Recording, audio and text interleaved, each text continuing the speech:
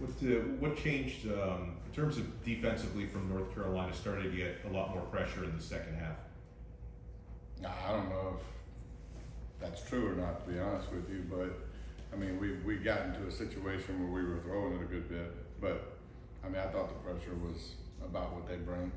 You know, they have a tendency to bring some pressure, and so I don't know if that's true or not. Shannon, running game had probably its worst game so far this year on Saturday, and things don't get any easier with Clemson. I looked it up, they have a top 10 running defense. So, what are some of the things you want to not change and at least improve on during this week in the running game? I mean, not changing anything in the run game, and part of the reason why statistically we were what we were is because we were trying to get back in the game. You know, we did some things that got us out of, a couple touchdowns out, and when that happens, you gotta try to aerate it and get back in, which we did. The bigger deal is we just gotta quit turning the ball over in bad times. We were at halftime. You sit there and I think we had 300 yards and we had almost 100 yards rushing. Very pleased. Then we go out and we turn the ball over quickly twice. Well, now we're down 20, and so you want me to keep running it? Is that what you want me to do? Just asking. Yeah, well, I went the other way with it. Might have been a mistake, but we'll see. In Temple, Texas A&M, Georgia Tech, and North Carolina, Restrepo has 47 targets, Kobe Young 22, and George 27. Is that by design? I think the ball finds you when you're open, and the ball finds you when you're making plays, and the ball finds you when the quarterback's comfortable with you. I think that if you look through the course of offensive football, specifically our offense, different receivers have led the team yearly. Sometimes it's been X, not Xavier, but the position X. Sometimes it's been H, sometimes it's been Y, sometimes it's been Z. The plays don't change. Really, the balls just go to people that are open. Like, I'm not sitting here calling a play thinking, okay, I'm calling this play because I want Tyler Van Dyke to throw it to Xavier Restrepo. That never happens. Now, is he the first read on some plays? Yes. Now, it has a lot to do with what the defense does. So if I have a play called and he's the first read and he's open, he gets it. If he's not open, then number 2 gets it, right? And then number 3 and so forth. But there are people that we want to put in position to get balls, obviously, but ultimately the ball finds you when you're doing stuff right, and that's really true. So you set the play, and Tyler makes the decision off of what he sees on it. When he goes to our plays have a progression. Like, I don't have plays where I call a play and I know what receiver's getting the ball unless it's a screen. Right. In past concepts, we're a progression past offense. So if it's 1, 2, 3, then the quarterback goes through the reads based on how the defense plays, and the open guy gets it. Is Tyler doing a good enough job to checking the ball down when he needs to? For the most part, yeah. And there's times where he hasn't. That's got us in trouble. 2 specifically. The interception in the end zone, the Georgia Tech one. He should have went down, and then the pick backed up. The running back should have got it. That's 2 examples of times he didn't do it, but there's been a lot of times where he has, and so it's hard to be very critical of those things because that's always going to be true. You're not. A quarterback's never going to play 80 snaps, and 80 snaps you look at and you're like, daggum, the ball, he did the exact right thing on every play. That's just not the case. And so you look at this game and it's no different. I thought Tyler played a great game, like probably the best game of the year, from my perspective, other than A&M. And he had about 3 bad plays, and then those 3 bad plays were costly plays. But other than that, man, he played really hard, and it was a physical game, and he hung in there. And the touchdown throw he threw to George on the wheel route, getting smacked, that's as lead as I've seen. Coach, you mentioned how well Tyler played at North Carolina, one of his better performances of the year. What does it take to replicate that against Clemson, which kind of likes to pack the box, but can also be speed on the outside?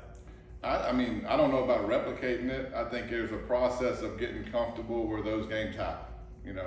I don't view it as, we're playing so-and-so, we gotta, look, it's the next game is the next game, and hopefully we just keep improving to the point to where there's a good product out there when we play.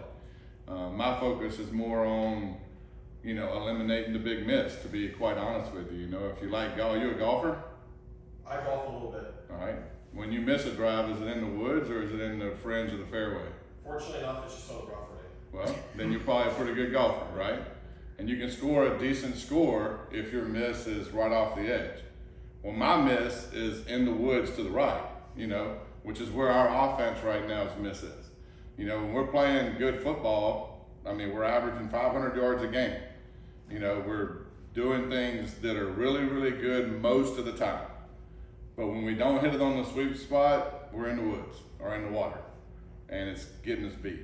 So we got to eliminate the big miss. Matt Lee is, I think, right now he's currently graded as the top center, I think in the country, if I remember right. What does he do that makes him just so effective in that spot on the line? He's just, look, that's almost like asking how is somebody good at something. He's just really good at his job. He, in the run game, he's extremely physical.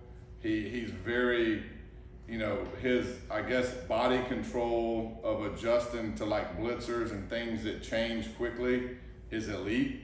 His lateral mobility in those small spaces are unbelievable. But he also has the ability to generate a lot of power in a very small area. And you couple that with his ability to make calls and to see things and anticipate what defenses are doing blitz wise based on front and based on safety rotation. It's just a unique blend of ability and football IQ. His body's just made in a way where he plays that position really well. My hunch is if I put him at inside receiver, he wouldn't be great, but he's kind of, built for that position. And so, he's got a unique set of qualities to be really good at that position. Is that something you have in your bag with Matt Lee lining up inside receiver? No, I hope not. Trying to be more efficient on offense. For this week, Clemson top 10 overall, top 5 overall defense, top 10 rushing defense. Yeah. What stands out most about that group? I think they're the best. They're the best defense we've played all year from top to bottom. Very, very aggressive up front in the run game. They do not mind getting dirty and doing what it takes to stop the run. They're also very athletic in the back end. Their linebacking core, Trotter Jr. is as good as we've seen this year. I thought 33 for North Carolina was going to be him, and now I watch this kid and I'm like, well, heck, he's probably the best. His dad was a pretty good player too, right? Yes. But yeah, top to bottom, and they're very, they play a lot of football on the back end. Everything's pretty much contested with them. Passes down the field, or you got to make contested plays. Coach, Tyler, I know he was hit hard the other day, and might be physically hurting now. Coach Cristobal said he's ready to go. Yeah. Is he the type of kid who wants to play no matter what? And, also, I wanted to know, however he is, just in case. No, he's fine. Yeah. Both of them are fine. Both of them are ready to go. This game's a physical game. Everybody's sore after a game. He's fine. He's good to go. He's ready to practice today, which I'm fired up about. Well, say that again? I said he's ready to practice today, which I'm fired up about. How has Emory progressed? We got the reps at the beginning of the year. Have you seen him take a step forward since Yeah. he got that? He's progressed, in my opinion, in a way that a true freshman progresses. You won't know about a kid until he plays significant snaps, right? And so the key with him and JB is just keep coming along, right? Ultimately, there's going to be a competition here for quarterback. At some point, we're not going to play the rest of our history with Tyler Van Dyke at quarterback. At some point, he's got to move on. And when he does that, then we're going to have a competition with the other guys that are here. What does AJ Allen need to do to earn more carries? I thought when he got in there Saturday, he did some good things. There was a couple plays that stood out that probably why he didn't play a lot moving forward, which is, the case with a lot of positions.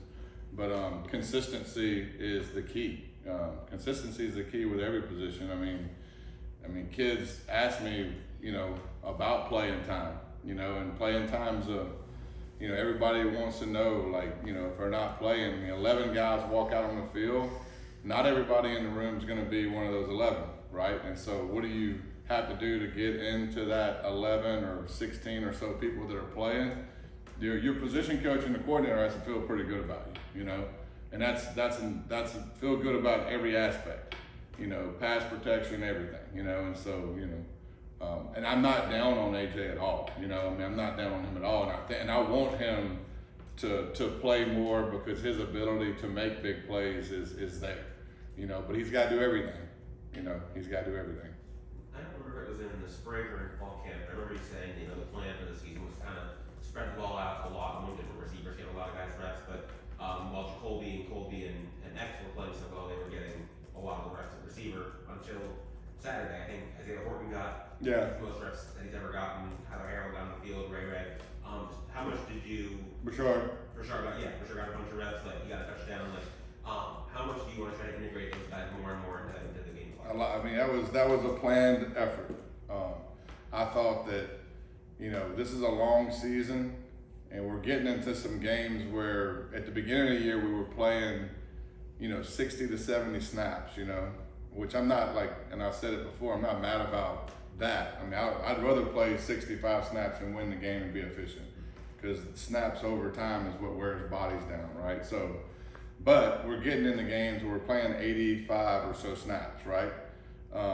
And I felt last week that if we stayed the course with that, then guys like Strep and guys like Kobe, guys like George, at some point in the year, they're gonna hit a wall, you know. So we got to share those reps, and we have capable bodies.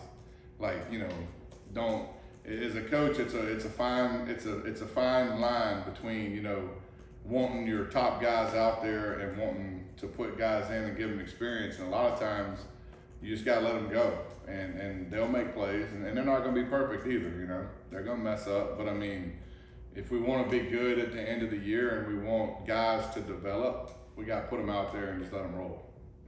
We'll do a couple more for Coach Dawson. Jacoby. I do it. What did you like about his performance in that game? In this past game, Kobe Young. Jacoby. Oh, Jacoby. Oh, you know, what was his? I mean, he had what, 6 or 7 for 126 or something. You know, he had some explosive plays, but I will say this: some of those plays should have been more explosive. You know, and that's who he needs to be. You know, he's got to take a couple of them to the house, and he had that opportunity too. And so he's going to continue getting those opportunities, and part of playing more people has something to do with that, because we're getting situations where we're getting people in front of people that can outrun people that aren't outrunning people. And so to me, that equates to, let's take some reps off of them, so when they get those, they can go score. You know, you can't expect somebody to play 90% of the plays out there and be at his top tier level or even close to it the whole game. And so I'd rather those guys share the reps. But I was very pleased with him. You know, made some dynamic plays and can continue doing that. We just gotta, you know, take some of them to the house, you know. Anything else for Coach Dawson?